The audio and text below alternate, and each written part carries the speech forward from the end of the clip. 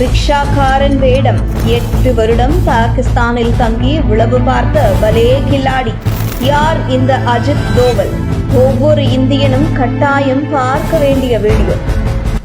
இந்தியாவின் பாதுகாப்பு ஆலோசகர் அஜித் தோவல் உத்தரகாண்ட் மாநிலத்தில் பிறந்தார். படித்ததெல்லாம் ராணுவ பள்ளி. அதனைத் தொடர்ந்து IPS முடித்து கேரளாவில் 70களில் பணி தொடங்கினார். அவரின் தந்தையும் ஒரு ராணுவத்தார். 1975க்கு பின் அவரின் சாகச வாழ்வு தொடங்கிற்று.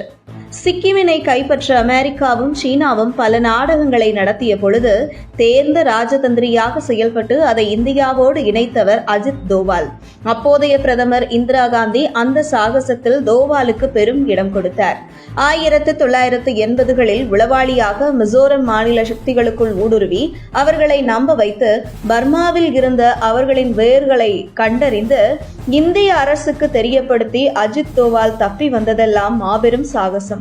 அதுவும் அவர்களுக்கு தன்னுடைய பிராமண மனைவியினை பன்றிக்கறி சமைக்க வைத்து நம்ப வைத்த சாகசமெல்லாம் தனி ரகம்.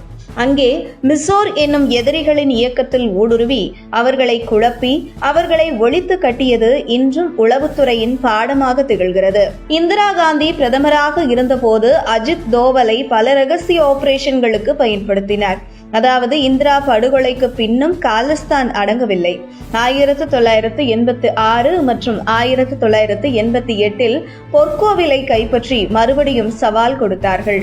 இந்திராவே இல்லா நிலையில் டெல்லி தலைமை பீடம் அஞ்சியது.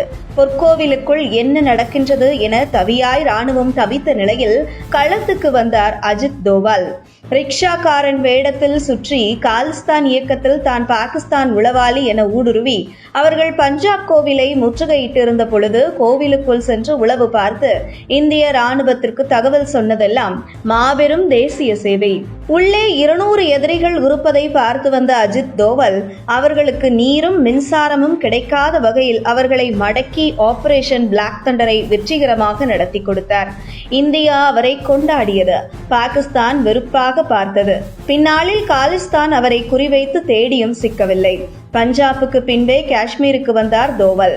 அங்கும் ஊடுருவி சில சில்லறை இயக்கங்களை நடத்தி பெரும் தகவலை கொண்டு வந்தார்.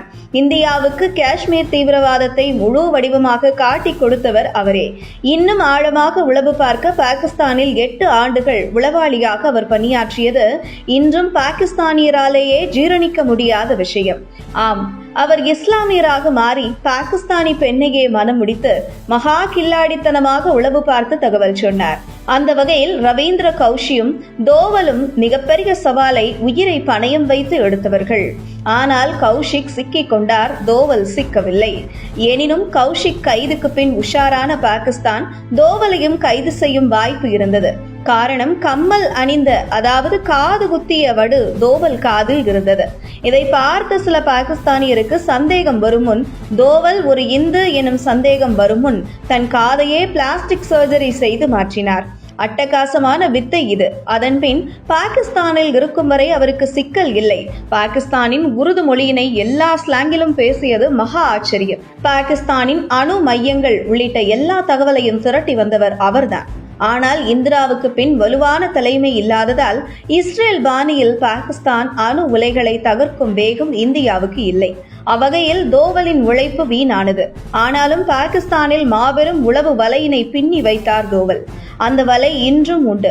அஜித் தோவல் ஏற்படுத்தி வைத்ததே பலுசிஸ்தான் சிக்கல்.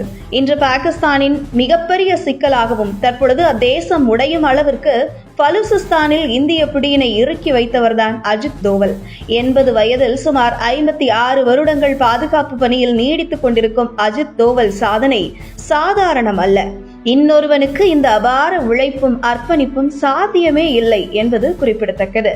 இன்று நம்முடைய தேசம் பாதுகாப்பாக இருக்கிறது என்றால் அதற்கு காரணமான அஜித் தோவல் பற்றி ஒவ்வொரு இந்தியனும் தெரிந்து கொள்ள இந்த வீடியோவை ஷேர் செய்யுங்கள்.